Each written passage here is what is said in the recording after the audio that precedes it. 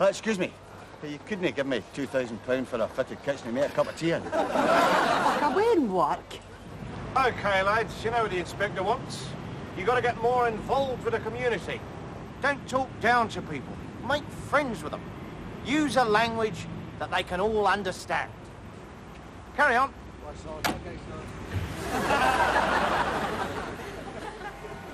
Tonight on Channel 4. An ordinary suburban house, but behind the facade, something unnatural is going on. Two girls locked in a room with a man they hardly know. They looked as though they were enjoying it, but then they had to.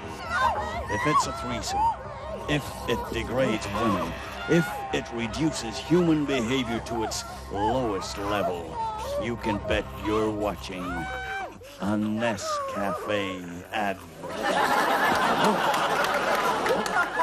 Hello again. And coming up next in Naked Video... we visit Dennis Thatcher by the sea as he exercises his two prize bitches.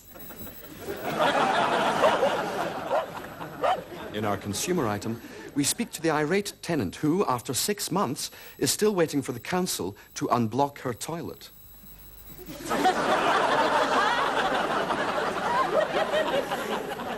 Then we join lonely soldiers in the Falklands as they mingle with the local lovelies at one of the island's top discotheques.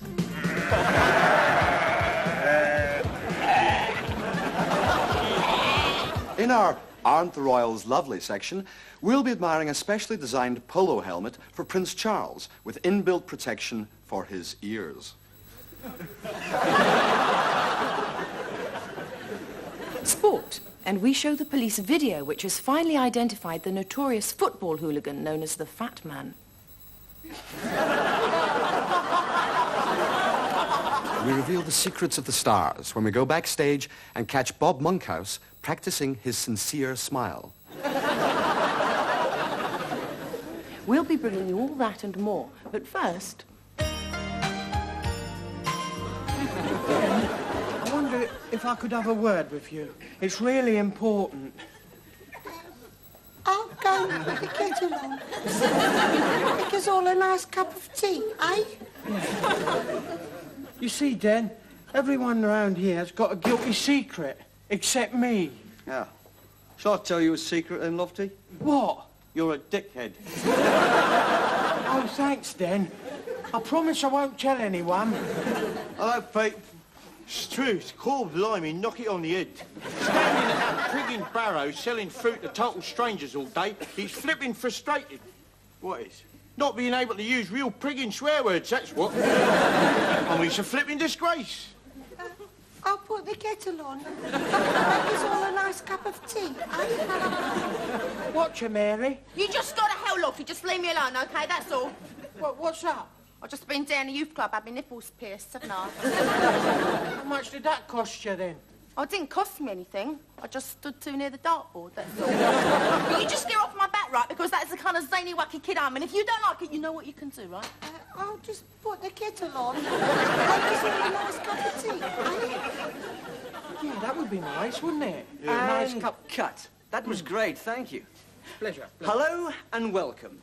In our previous series, discussing Shakespeare, we studied the symbolism and allegorical content at the heart of the Bard's greatest works.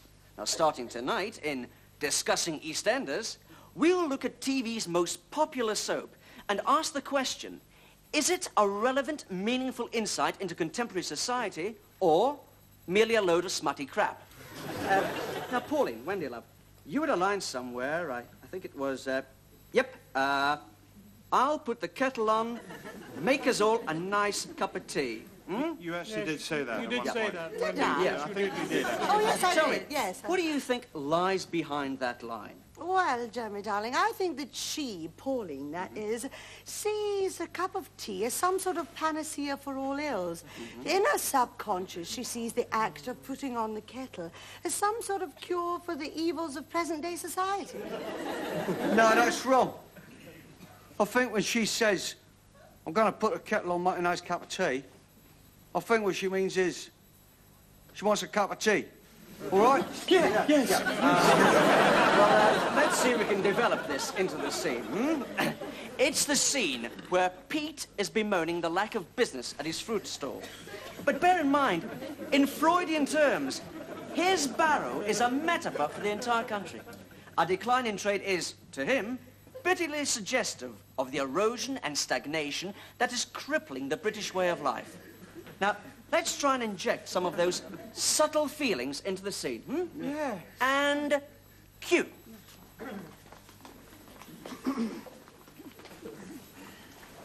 Struth, call blimey, knock it on the head. I ain't sold none of this gibbering-jabbering fruit all day. If that ain't a Freudian metaphor for the erosion of the British way of life, I'll eat my titfer. I think you're going to sell some fruit soon, Pete. Oh, yeah?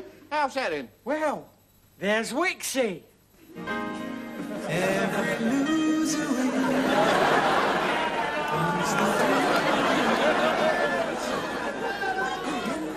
As the returning officer of the said constituency, I hereby announce the following results. J. Ash... This is the first by-election to be fought solely on the issue of jobs. Both the opposition parties have accused the government of doing anything to fiddle the unemployment statistics, a charge which the government has totally denied. And there we have the result, showing the Conservatives right at the bottom of the poll with just 7,000 votes. However, on the seasonally adjusted figures, you can see that the government has in fact retained the seat.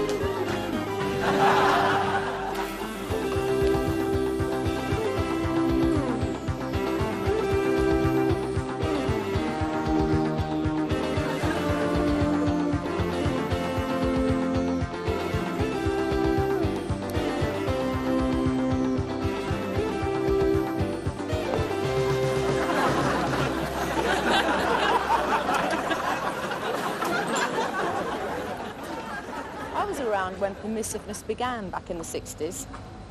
Bob Dylan was the first person to encourage free love. We all got so bored during his concerts, we started having it off with each other. I'm always being hassled by society, told when to move, when not to move. I know my rights. I'm not obstructing people, I'm being victimised because I've got long hair, because I don't have a house, a job or a car. I'll move when I want to move, and not when you tell me.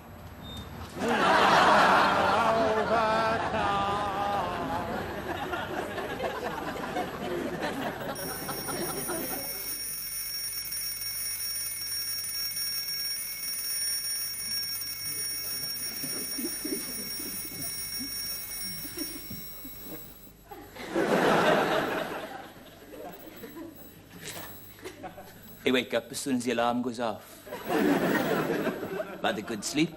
In fact, I've had 2 good sleeps because I woke up in the night and had to start all over again. I was in bed at 6 last night because it gets late so early in the winter, doesn't it? Actually, the other night I had a very strange dream. I dreamt I was lying in bed, wide awake. It went on all night.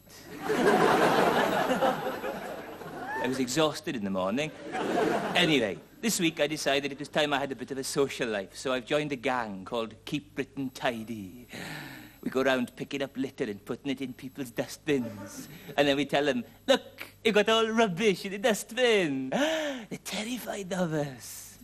And then I thought it might be quite nice to start going to nightclubs as well. So old Mr. Gackie took me along to the Twilight Club for old people as his guest. He was giving a talk on his leg bypass operation. To prevent any troublemakers, everybody has to leave their teeth in a big sack by the door. Didn't enjoy it much, though. They were having a party on the theme of hypothermia. It must be a bit cold, really, so I didn't stay. After that, they popped into the scout hut, but didn't like the man in charge. Brown Hat, they called him. Yeah, so it was on to the shirt club, which is quite exclusive, really. You can only get in if you're wearing a shirt. They had a big demonstration of the different colours they make shirts. And then somebody was giving a lecture on shirt maintenance, how to keep your shirt nice. Enjoyed that. Oh, yes. I had to tell you a secret. I joined a secret society. It was so secret. You had to wear a blindfold when you went. That you couldn't talk to anybody because they might recognise your voice. Actually, it was hopeless. I wanted to know when the next meeting was, but no one would say. I read about their annual trip in the newspaper. Obviously, it was a mystery tour. They all got on the coach, excited about not knowing where they were going, and looking forward to not knowing where they'd been, because they were still blindfolded. Of course, because they were blindfolded, none of them noticed that the coach driver was blindfolded as well. So you can guess what happened. Yeah, they got lost. Anyway, that is a digression. I was telling you about the nightclubs. Well, I finished up at the club Sponkin, which is very posh. They've got a toilet in every room. And as luck would have it, my favourite Welsh comedian, Die Laughing, was on. So I thought I wouldn't do a poem this week. I'll do one of his jokes instead. Here it is. Does gen ki fi ddim troen? Sut yw fe'n gwynto? Ofnadwy. Oh, you've heard it, have you? Okay, ta-ta then. Yes, they are lovely, aren't they? We got the glasses with coupons from our local petrol station, and then we saved up and got the decanter as well. Unfortunately, they changed the offer in the middle, so the decanter doesn't quite match. Would you like some more?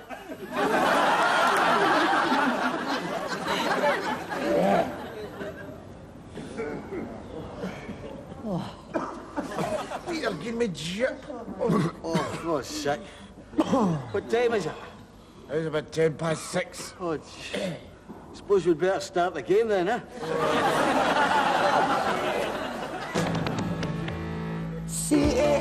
C-A-L-O-R-I-E-S. Those little things have got me in a mess. If they took them out the food, it would still taste just as good, and overall my weight would weigh much less. I never stir my sugar, but I like to lick the dregs. I had a bash at yoga, but I couldn't cross my legs. I've counted carbohydrates, but I couldn't keep the score. I tried the Mayo Clinic, but I couldn't get through the door. C-A-L-O-R-I-E-S. Those little things have got me in a mess. I don't really understand. If it was me, I'd have them banned, and I would not be bursting out my dress.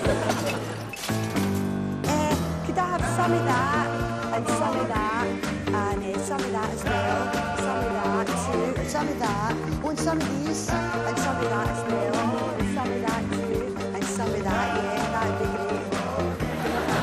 I'm into aerobic cycling, hammer throwing, roller tossing, putting, rowing. I'm mad on football first division. I watch them all on television. Buying the latest fashion caused despondency and gloom. God, I was black up fronted trying to squeeze out the changing room. See, I like to look my best, but it's hard to look just right when your tights are always slack and your slacks are always tight. Oh. You say fat's a feminist issue, sort of social politics. These things I like to ponder with a Mars bar and a Twix. I've been called some names in my lifetime, podgy, beefy and stout. But I'm sure inside every fat person there's a fat one trying to get out. So stuff the Cambridge diet, I have as much as I can chew. Who wants a body like Samantha Fox? For fuck's sake, Because a diet suited to everyone, and I found it one for me. I can eat as much as I want to now if I drink this Chinese tea. C-A-L-O-R-I-E-S. Now there's no need for me to get depressed. Pinch myself, it's not a dream. Chocolate gateau, fudge cake cream, so long goodbye to beans and watercress. Burgers, burgers, burgers, burgers, burgers. See, let's see, eh? Glasgow, eh? What? Culture capital of Europe, eh? Yeah, eh? Well, it's Legas. Culture capital, that's us. What does cultural mean, by the way? What that mean?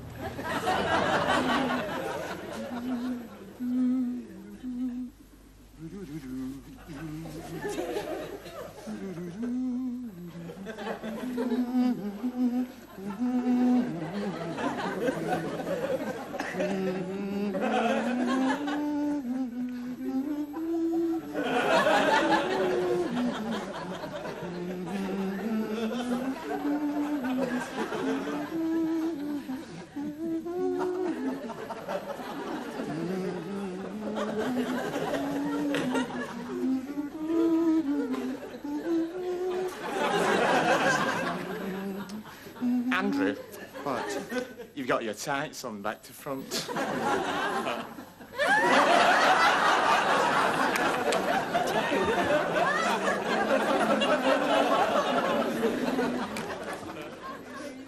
Dear Giles, now that I've lost you, I realise I'll never love again. Goodbye forever, Arabella.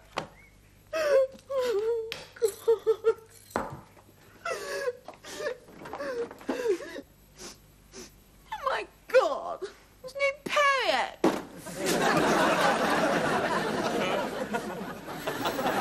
Well, I'll admit that when me and her split up, I did panic a bit, you know. I did things I shouldn't have done. I sued for custody of the kids. I shouldn't have done that, because we don't have any. Well, no, tell a lie. We've got one, but she's not earning any money, so I don't count her. I'll tell you something. It's amazing how quickly you learn to do things for yourself. You know, things that you always thought were beyond your scope. Like washing a cup.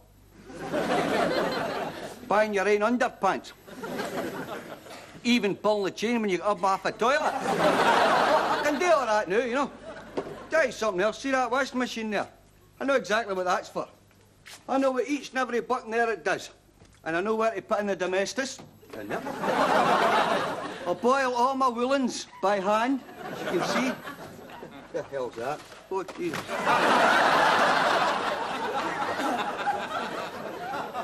I mean, I do miss the bitch now and again, you know. I mean, I'll admit that, for certain things. I particularly miss the sparkling conversations we used to have. Like the way she'd tell me to shut up whenever Dallas came on. The lovely sight of her, sitting in a sofa, when she'd just come out the bathroom. Oh, all wrapped up with a towel wrapped around her nut. Oh. Cutting the hard skin off her feet with my Gillette G2. Oh, no, they can't take that away from me. Wish to God they could, but there you are, they can't. I mean, it's hard being divorced, don't get me wrong, but it's got its compensations. For the first time in my life, I am independent. I'm self-reliant. I am my own man. I'm telling you, women, we don't need them. I mean, shopping, cleaning, ironing, piece of piss. I just pick up the phone, my mother comes in and does the whole lot. Dead simple.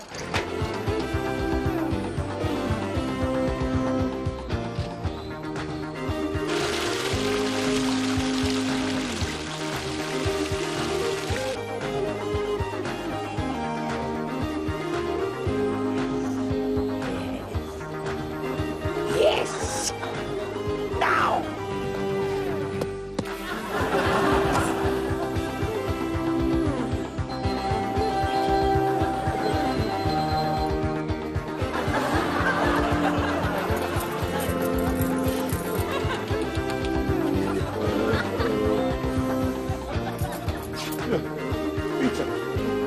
Peter.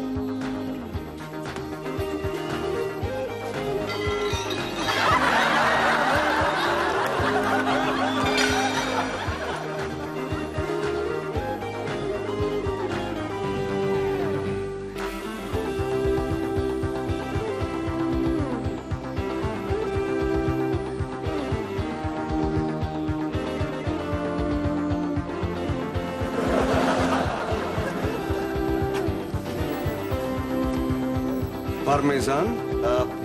Yes, please.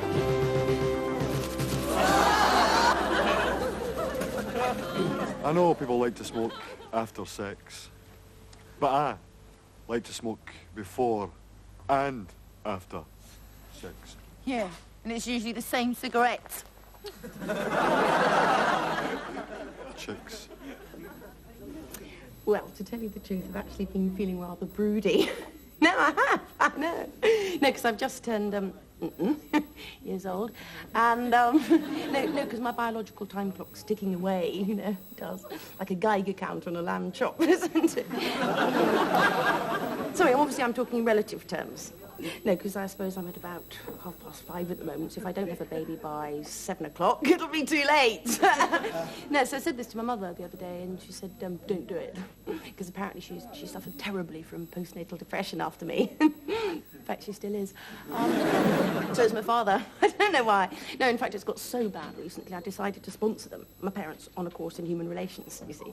And it's brilliant, because they've managed to raise his consciousness so high, right, that he now regards mother as a doormat, which is encouraging, really, because since wiping his feet on her, it's the first physical contact we've had for years. Yeah, it is. And at the class, they asked him, you know, if he took his wife for granted, those kind of pertinent questions, and he said, no, I don't take her anywhere. No, which isn't strictly true. No, because he took her to a restaurant for a meal, because I remember once, and then when she'd finished eating it, he came back, even, to take her home again, which I thought was rather supportive. Very supportive of him. Actually, I've never been able to relate to my father. I think he was disappointed because I wasn't born a boy. In fact, I know he was, because he still calls me Hector sometimes. No, because I remember, because when I was 12, he took me for my first party dress, you know, to Burton's. I'll never forget the shame of that Harris Street petticoat, or the risk of exposing my wide fronts at netball practice. Anyway, I still get the odd maternal urge, because, let's face it, it's the only way you can give up work, get really fat, look like a slob, wear tent dresses, that kind of thing, and still have a man be nice to you. Stick another point, please. Thanks.